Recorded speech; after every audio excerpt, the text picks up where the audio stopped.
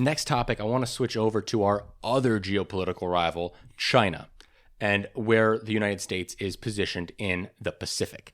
So there are interesting talks about should the United States form a NATO equivalent in the Pacific to counteract China, Iran, and North Korea. So surprisingly, New York Representative Mike Lawler, who we've talked about before, he's one of the moderate Republicans who's in a Biden district. He actually proposed a very interesting bill that would enable a fact-finding panel to create and that would be the first step in creating an Indo-Pacific version of NATO. He says that it is crucial that the democracies of the region and the world work in unison to combat this rising threat. I'm very impressed with that language. I'm impressed with that forethought. I really like this bill a lot. Okay. I'm in huge support. If a lot of analysts have been studying this for a while now, and they presume that any type of NATO equivalent that arises in the Pacific will come out of the quadrilateral security dialogue. The quadrilateral security dialogue is a unison of Australia, India, Japan, and the United States. And it was proposed by Shinzo Abe back in like the late 2000s. That's cool. Yeah. And so out of this, analysts think a NATO equivalent could possibly grow. But other analysts are very skeptical, and they even suggest that a United States-led partnership would even be possible. So professors at the University of Tokyo say that there is a lack of trust among many of the governments in the region. I think a good example would be actually Vietnam and the Philippines. We talk a lot about China pushing into the South China Sea and China pushing for controlling islands that are technically the Philippines and islands that are technically the Vietnamese. Well, the Philippines and the Vietnamese have conflicting relationships with those islands as well. Yes. And they also have their own national interests of the Vietnamese wanting some Philippine islands and the Philippine islands wanting some of the Vietnamese islands. So it's very difficult to thread that needle.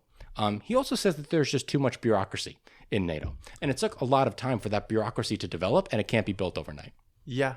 I would also point out my fear here is what if talks of an Indo-Pacific NATO, what if they scare China? What if they urge China into action? Right. Whereas otherwise China might get more and more tensions rising more and more, right? Trying to unify Taiwan into the country, and eventually they get to the point where they realize they're not going to be strong enough. That it's not going to be worth it to challenge the West to do it. But there are some who have argued that the reason that Russia invaded Ukraine at the time that it did is because of discussions about Ukraine joining NATO or joining the EU. And Russia felt too strongly that Ukraine had to be part of its bloc.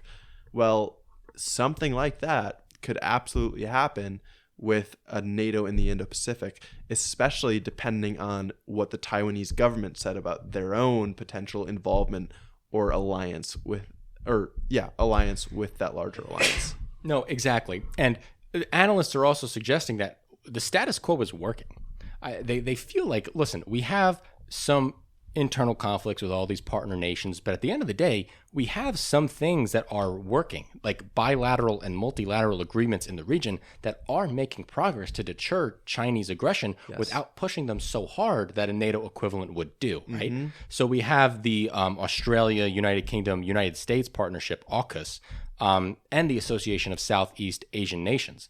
These countries are working together in these multilateral, bilateral agreements that are in a way combating China without being so aggressively a NATO equivalent. Exactly. Which is better to operate in that gray zone that we talk about all the time than to literally say, hey, China, this is our organization to stop your expansion. Yeah, I don't think I like it. I can, again, as we talk about the idea of China really does kind of express dominion over most of the South China Sea, and it infringes upon islands that are, according to international law, they belong to the Philippines. They belong to Japan. So I can see the motivation behind a move like this being so that China is no longer allowed to impede upon those areas. Yeah.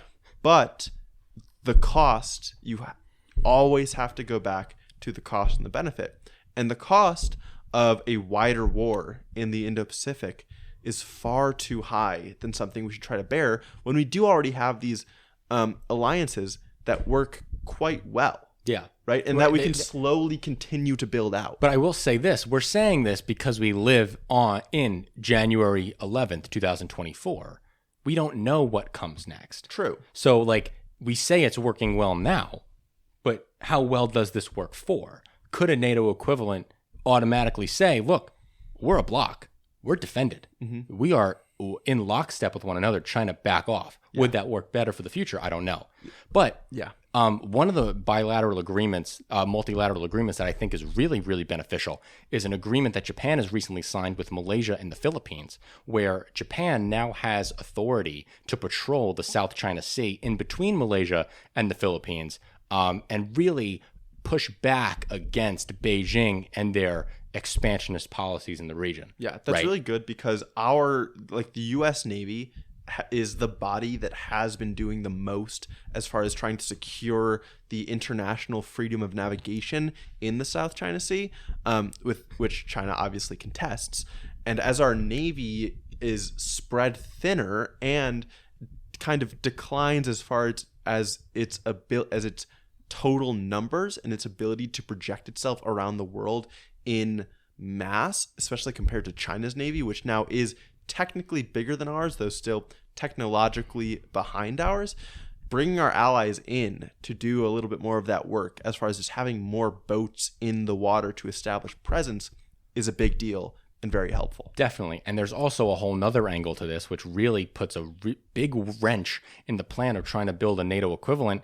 A lot of these countries don't want that. A lot of these countries are very, very happy trying to balance the two giants on the world stage and really operate as this middleman and are actually excited by the prospect of a multipolar world. Vietnam is an example of this. Mm-hmm. We have great relationships with Vietnam, but Vietnam also recently hosted Xi in their country, and they've also had very productive talks. So Vietnam is one of those countries that's trying to balance these two powers out, trying to keep them both happy. They don't want to pick a side. Yeah, the power of competition, right? The fruits of competition. Yeah. The U.S. and China are both competing competing for the admiration, the affection, the closeness of Vietnam. And if I were them, that's how I'd be playing it. Why would Vietnam pick a side? Of course not. Until China does something extremely horrendous, which might be coming, why pick a side?